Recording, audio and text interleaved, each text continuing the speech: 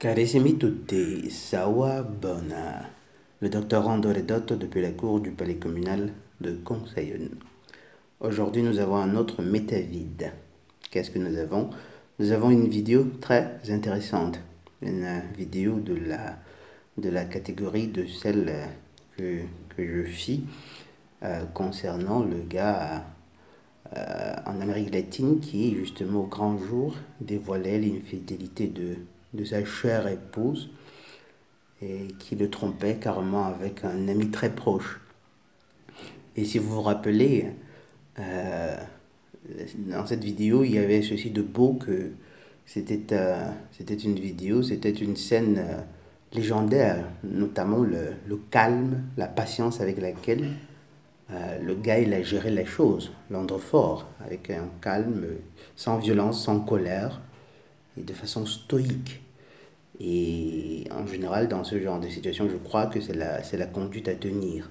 Et c'est l'une des choses que justement chacun de nous doit tirer de ce genre de situation. Ici aussi, on a un gars qui est resté calme, qui a pris la chose avec beaucoup de froideur, avec exactement la froideur reptilienne des gynophores, et qui dans une certaine mesure a eu une petite revanche, quoi.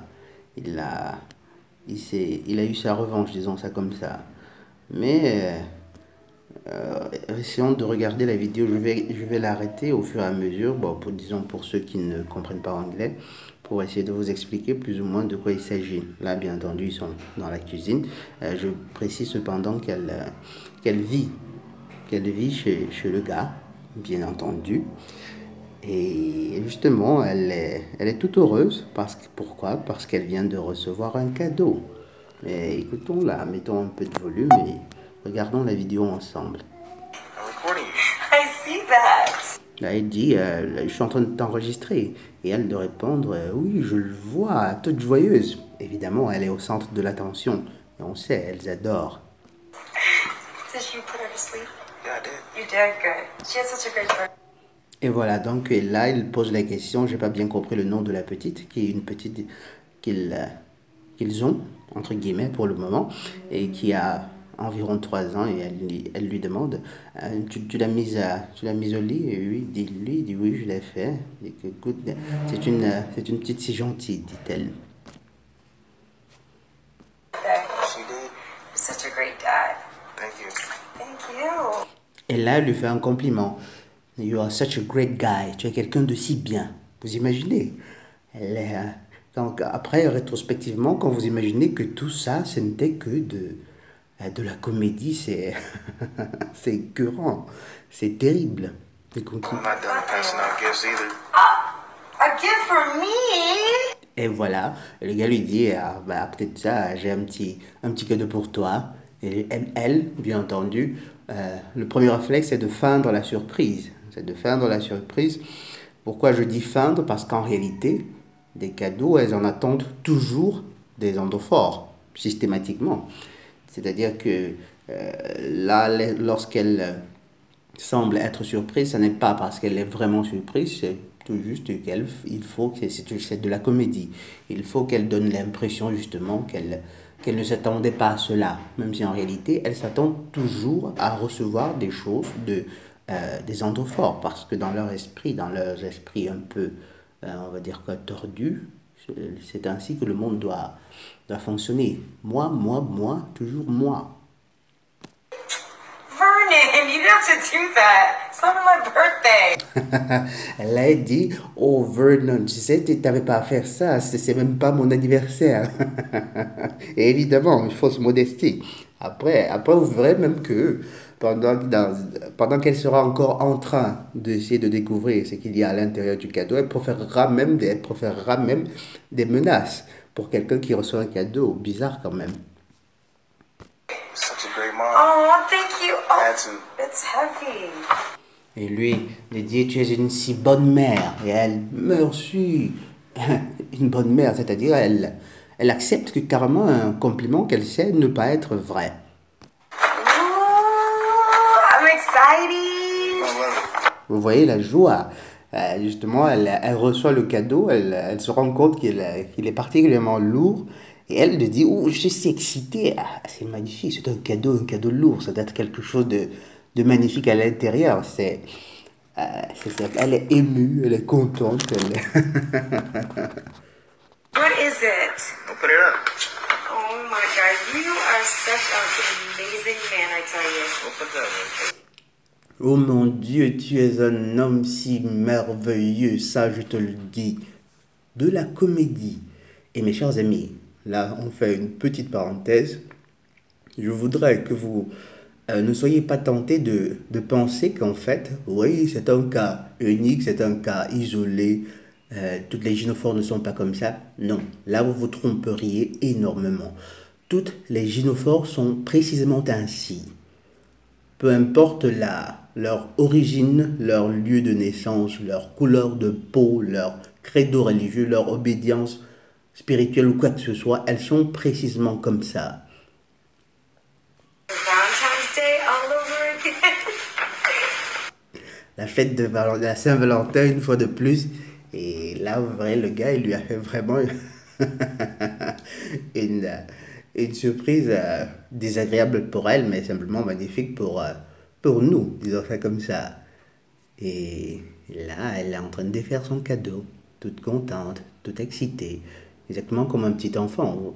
Quelqu'un a un jour fait un commentaire sur l'une de mes vidéos disant que les gynophores étaient quelque part en réalité entre l'enfant et l'animal.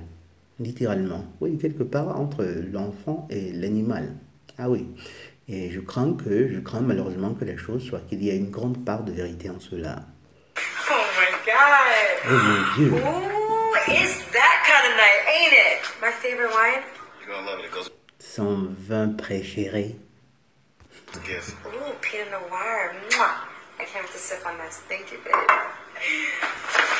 Déjà une promesse, une fois, disons une promesse implicite, un bisou lâché comme ça, mais de façon sensuelle qui, dans une certaine mesure, dit avec ce cadeau, tu t'es mérité ce que je vais te faire tout à l'heure, quoi. Here we go, here we go. I'm excited. It better be the necklace I wanted. Et là, elle dit quelque chose d'intéressant. Je suis excitée. Ensuite, elle fait une hypothèse. C'est-à-dire, c'est probablement le collier que je voulais. Le collier que je voulais. Et dites-vous bien que lorsqu'elle parle de collier qu'elle voulait, il y a de très fortes chances, là c'est mon hypothèse, qu'elle n'ait jamais dit de façon explicite justement à ce mec qu'elle voulait un collier, mais de façon détournée. Elles aiment bien ça. Elles créeront peut-être dans une scène de film, elle verra un certain collier, elle essaiera d'attirer votre attention, mais de façon détournée, bien entendu. Mais pourquoi de façon détournée, pourriez-vous poser la question? Parce que en réalité, c'est une approche malhonnête. En réalité, tout simplement, ça n'a rien à voir peut-être avec l'idée qu'on pourrait se faire d'une éventuelle appréhension de la réaction de l'androphore ou bien d'une crainte. Non, vous savez bien que dans la société d'aujourd'hui gynocentrique, qui est complètement gynocentrée, elles n'ont pas peur des androphores. Donc en réalité, cette façon de procéder a beaucoup à voir avec simplement la mauvaise foi, la malhonnêteté, exactement. C'est avec l'escroquerie, voilà. You know I've been wanting that for a long time. Another bag. Et là, vous voyez, elle commence à perdre patience. Elle dit, là encore, un autre sac. Vous voyez les mains qu'elle laisse tomber comme ça. Elle commence à perdre patience. So tricky, I tell you. Babe, really? Et là, je crois qu'elle dit quelque chose qui vient des profondeurs de son subconscient, mais qui en réalité s'applique à elle. Elle dit, you are so tricky. C'est-à-dire, tu es si... le terme, ce serait quoi? Tu es si rusé. Donc, ce qui semble clairement quelque chose d'exagéré par rapport à cette scène que le gars a montée, c'est-à-dire cette blague, entre guillemets, qu'il a faite. Ça fait un peu beaucoup. Donc, en réalité, il y a de fortes chances que cette expression-là provienne en fait qu'elle soit en train de faire simplement une projection, en réalité. Une projection. Another bag. I can't with you and your foolishness. Oh my God. You are one silly man, I tell you. Ah, Une fois de plus, elle perd patience. Maintenant, ce n'est plus tricky. Elle ne parle plus. Elle lui dit, you are a silly man. Là, elle ne dit plus. Tout à l'heure, c'était, tu es une personne sérieuse. Là, c'est maintenant, t'es un mec stupide. You are a silly man. Elle, justement, cette impatience monte d'un autre cran. Oh my God, what is Encore this? un autre secret. Oh man, duct tape, really? They ran out. D'un autre cran. Là, à ce point, le gars, plus on s'approche, et plus les choses se gâtent. Pratiquement, dans ce niveau, arrivé à ce niveau, justement, il a utilisé du ruban, du scotch, du ruban You're adhésif. such an amazing Ran rapper. out. Sorry. Et là, elle dit, elle tient un propos sarcastique. Là, justement, son impatience est vraiment atteint un niveau. Elle dit, you are such an amazing rapper. Rapper, c'est-à-dire un emballeur. Tu es un emballeur si merveilleux. Bien entendu, c'est ironique. Envelope. What could this be? What Qu'est-ce que could ça this peut be? bien être? It's not shaking. It's not my necklace, I don't think. Et là, elle est menaçante. Vous voyez? It's not my necklace, I don't think. C'est-à-dire, visiblement, je ne sens rien bouger à l'intérieur de cette enveloppe. Et ça veut dire que ce n'est pas le collier que j'espérais. Mais elle le dit de façon menaçante déjà. It's not a necklace, I don't think. Pardon. Là, vous avez quelqu'un qui est en train de recevoir un cadeau, mais qui se croit en droit de menacer la personne qui lui a fait ce cadeau. En réalité, en italien, il y a un proverbe qui dit a caval donato non si guarda in bocca, dans le sens que je ne sais pas quel est le proverbe qui traduit précisément les choses en français, mais ça signifie que lorsqu'on reçoit un cadeau de quelqu'un, bon, on n'a pas à le critiquer. Ça reste un cadeau, quelque chose que la personne vous donne sans rien vous demander en retour, en général. Let's open this. Pardon. Ooh, it feels kind of thick. Okay, hold on. It may be. Pape? Du papier. This better be a ticket to Dubai for 2 weeks straight, Roger. Et là, justement, lorsqu'elle se rend compte, en réalité, c'était pas un article de luxe, mais là, elle est en face de papier. Du coup, elle dit, c'est-à-dire, là, vu que l'objet qu'elle a sous les yeux n'est pas un objet de luxe, son esprit élabore immédiatement une possibilité par laquelle, justement, ce papier pourrait être lié à ce cadeau, à un cadeau justement qui resterait quand même ancré dans le, on va dire quoi, dans le champ sémantique ou bien dans l'atmosphère du luxe. C'est-à-dire, elle lui dit, et un papier justement qui renvoie dans une certaine mesure au luxe, c'est un papier imprimé, c'est peut-être un papier, un solde d'un compte courant ou bien, comme elle le dit, un billet d'avion. Justement, elle dit, tu as bien intérêt à ce que ces papiers soient justement un billet d'avion pour Dubaï, pour nous deux, pour 2 semaines, aller-retour. C'est-à-dire, là encore, elle se croit en droit d'exiger, d'être prétentieuse, d'exiger quelque chose. Et puis là, après, déjà que justement, lorsqu'on reçoit un cadeau, on ne le critique, on n'est pas censé le critiquer, mais en plus de là, à essayer de fixer la valeur d'un cadeau qu'on reçoit de quelqu'un, il faut vraiment être très osé ou alors être une gynophore justement qui croit avoir droit à tout. But, because you know I've been wanting to go to Dubai. Open it up. Parce que tu sais que j'ai toujours voulu aller à Dubaï, pratiquement. Et là, ça vous permet aussi de voir la façon par laquelle les gynophores voient les hommes. Les hommes, c'est des machines à billets, c'est des machines... c'est des machines à billets, des distributeurs automatiques de billets, ou alors des machines qui sont là pour, comme le dit si bien Reste Viral, qui sont là pour travailler pour elles, pour mourir pour elles, pour assurer leur confort. Donc en fait, ses rêves, elle est là, elle se contente d'être belle, et c'est l'angle fort avec lequel elle vit, à qui elle permet justement, elle donne l'accès à son Védor qui doit s'occuper de réaliser tous ses rêves. C'est simplement terrible. Yeah, read it. Là, elle est figée. On imagine qu'elle a déjà jeté un coup d'œil sur le contenu du papier. Elle commence à réaliser, à se rendre compte. Et justement, Vernon, il lui dit, you're reading, tu lis. What is this? L'atmosphère change. Le ton a complètement changé. Qu'est-ce que c'est? You know what it is? Tu sais ce que c'est? I just want you to know that I know. Je voulais juste que tu saches que je sais. Légendaire le mec. Littéralement légendaire. Je voudrais que tu saches que je sais. Nevaeh is not mine. Navel n'est pas ma fille. Vous vous rendez compte, mes chers amis? Évidemment, là, on en rigole. Mais dites-vous bien que lorsque le gars il découvre la chose, il doit être brisé, effondré. Et là, c'est un homme fort, mes chers amis.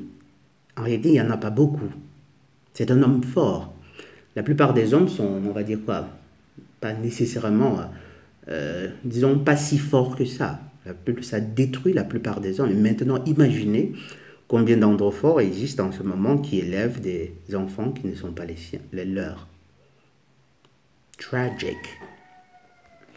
She's not my daughter. Elle n'est Why pas ma did you fille. do this tonight out of all nights? Et elle, tout ce qu'elle trouve à dire, mais pourquoi tu as fait ça? Avec un ton carrément réprobateur. C'est-à-dire que là, elle est celle qui a, pardon, elle est celle qui a triché. Elle est celle qui a ramené un enfant et qu'elle a passé pour être celui de ce gars, de Vernon. Elle est en train de lui demander, mais pourquoi tu as fait ça? Comme si justement il était la personne en tort, c'était le mec. Why? Because I wanted you to know that I know. Nevaeh Je is voudrais not que tu mine. saches I've que had doubts. j'avais des doutes. Norvel n'est pas ma fille, j'avais des doutes. J'ai fait un test ADN. Look at that DNA test. Nevaeh is not mine. She's not my daughter. Elle est Why dépêchée. did you do this? Et continue. Pourquoi tu as fait ça? Pourquoi tu as fait ça? Vous pouvez le voir avec un ton réprobateur. She loves you though. She loves you though. Elle t'aime cependant. Comme si pratiquement l'amour c'était tout quoi. Pratiquement en réalité elle parle dans une certaine mesure de la stratégie qu'elles adoptent. C'est-à-dire qu'elle feint de vous aimer. Et pour cet amour fin, c'est-à-dire un amour qui n'est même pas vrai, elle veut que vous l'aduliez, elle s'attend à tout de vous. Il est bien triste que la plupart des hommes ne se rendent pas compte justement de la capacité des gynophores pardon, à feindre l'affection, à mentir à sang-froid, comme ça, et pas seulement à une occasion, au passage comme ça, mais carrément sur des années. Là, on est en train de parler d'une jeune gamine de 3 ans. Ça veut dire quoi? Ça veut dire que tout ce temps-là, elle était là, elle mentait. Et il y en a qui arrivent même toute la vie, qui le font toute la vie. Pardon.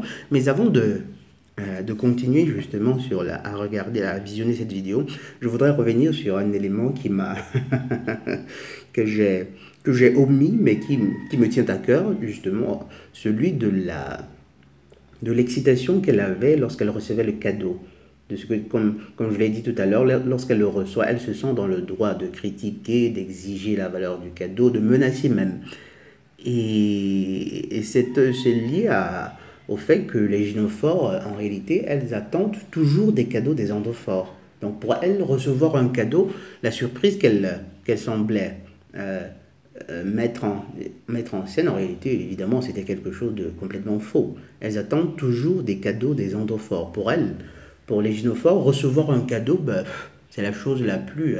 comment dire, c'est la routine, c'est quelque chose, c'est un événement de la journée à mettre à côté du lever du soleil, du chant des oiseaux.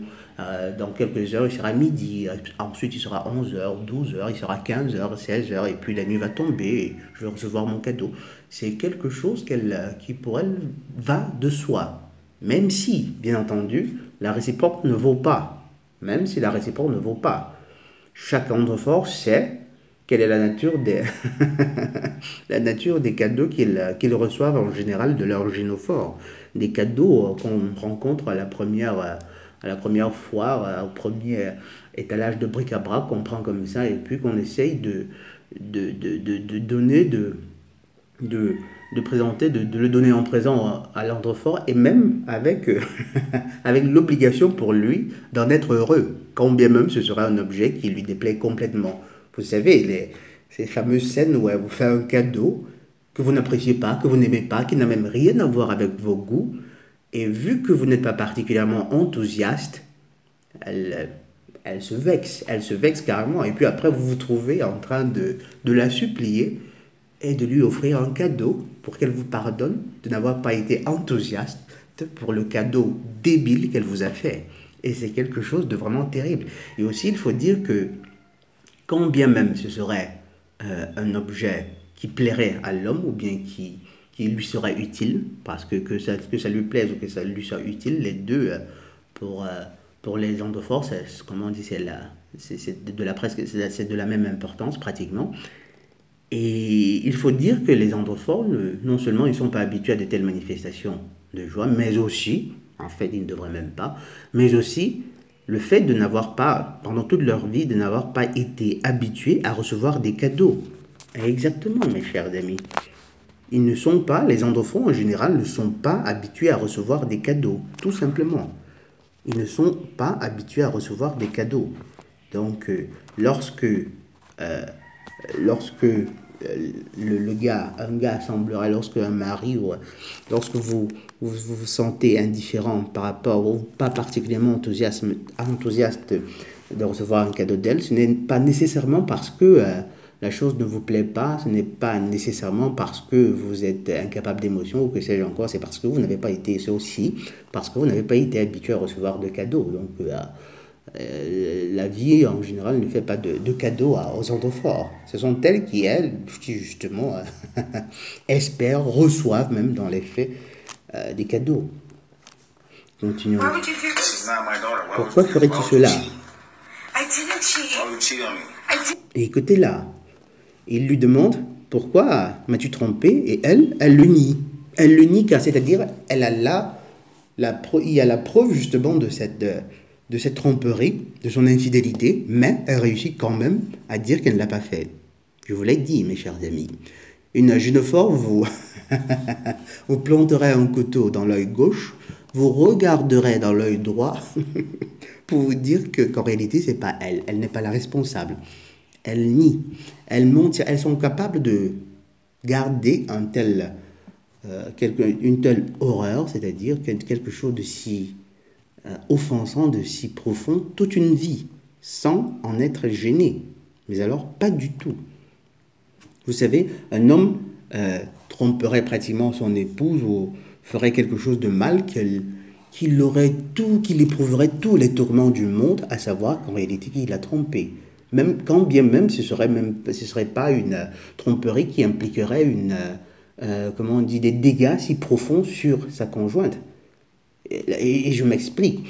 Si nous prenions par exemple le cas d'un homme et d'une femme, un homme qui justement aurait, dans deux couples, qui aurait un enfant avec une autre femme, une femme tierce, qui peut-être même dans d'une autre ville, et une femme justement qui s'est fait enceinter par un autre homme et a passé cet enfant pour celui de son mari.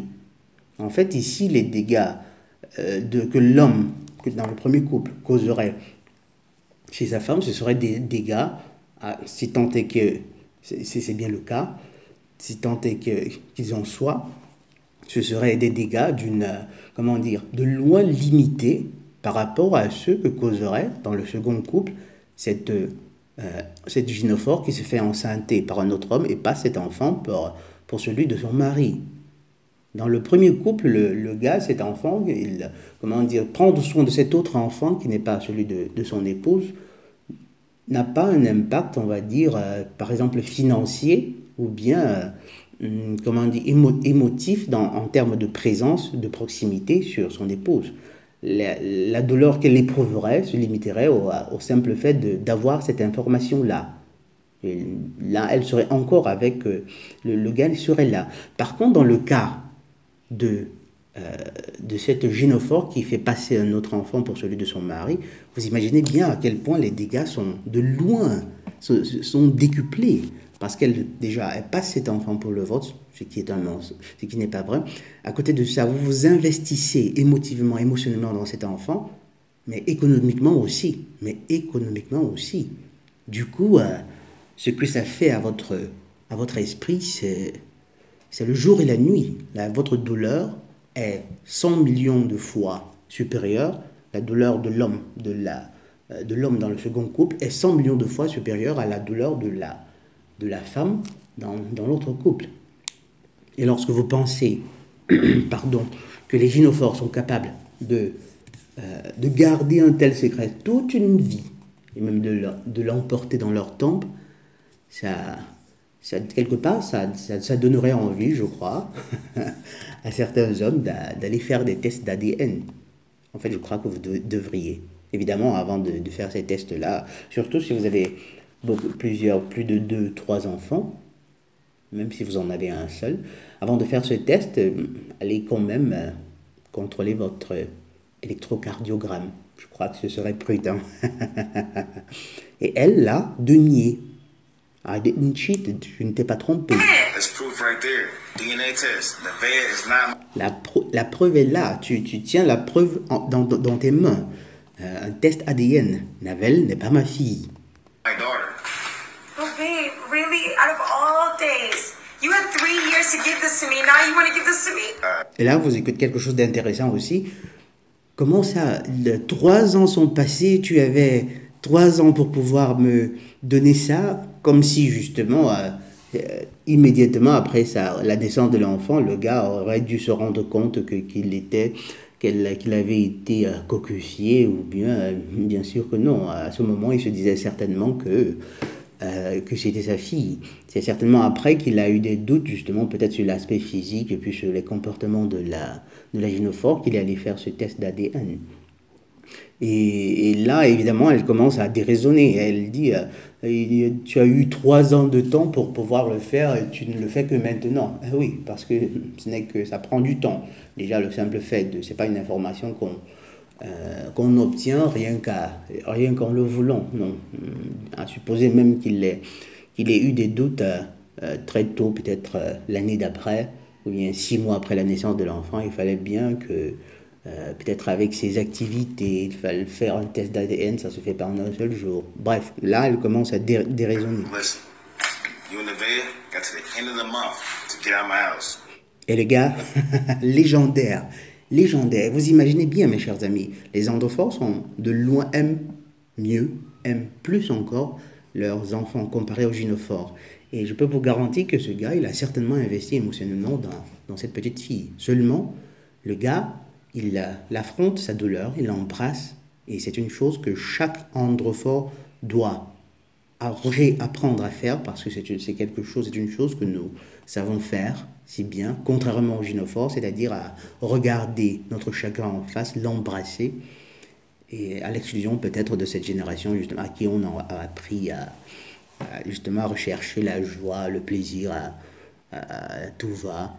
Et donc le gars, il embrasse le chagrin que ça pourrait représenter que de devoir se séparer de cette petite fille, qu'il aimait certainement, et un chagrin doublé encore du fait de savoir que la petite fille, elle aussi, aura beaucoup de peine, mais il faut bien justement que justice soit faite. Et il lui dit, Navel et toi, et en personne juste, il ne la fout pas à la porte immédiatement, il dit, vous avez 1 mois pour débarrasser le plancher, d'ici la fin de ce mois. Et elle, déboussolée, époustouflée, t'es en train de rigoler, n'est-ce pas? Et lui, le gars, de répondre, je suis pas en train de rigoler. Kidding. But that's your And your daughter. daughter? Elle insiste, elle insiste dans le mensonge. Mais c'est ta fille. Until the end of the month to get out my house. But that's your daughter. It's not my daughter, Kelly. Yes, it is. Paperwork Elle says. insiste encore, mais c'est ta fille. Non, c'est pas ma fille. Bien sûr que si, c'est ta fille. Not my daughter. Why would you do this? Pourquoi ferais-tu cela? No. Stop, babe. Can we just talk? Get the camera on my face. Can we just talk? Get it out. Et là, elle de dire, est-ce qu'on pourrait juste en parler? Est-ce qu'on pourrait juste en parler? Lorsqu'elle dit, est-ce qu'on pourrait juste en parler? Bien entendu, c'est pour pouvoir avoir l'occasion d'utiliser tous ses talents de prêtresse d'Astarté pour le séduire, bien entendu, c'est-à-dire pour l'amadouer, et notamment avec son Védor. Et ça, c'est des moments justement où si vous n'avez pas la fortitude nécessaire, vous pourriez justement vous pourriez céder. Tel que vous voyez, c'est une gynophore qui est très jolie, qui pourrait être sur une échelle qui pourrait avoir facilement 8 ou 9 sur 10. Et, sauf qu'il faut après avoir la force, de servir la justice plutôt que de céder au losing et aux flatteries de ces gynophores sadiques, infidèles et sadiques. Et, pardon. Et voilà, mes chers amis, une fois de plus, je le répète, loin de vous l'idée de croire que c'est un cas isolé, loin de vous l'idée de penser un seul instant qu'en réalité, ça ne s'appliquerait pas à toutes les gynophores. Vous vous tromperiez énormément. Elles sont toutes ainsi, elles sont littéralement toutes ainsi. À vous maintenant de vous mettre à l'abri. Si possible, en écoutant les vidéos du Dr Randoredotto et en vous abonnant aussi, bien entendu. Bref, ce sera tout pour aujourd'hui. Je vous souhaite une excellente journée. Et le Dr Randoredotto depuis la cour du palais communal de Conchayonne.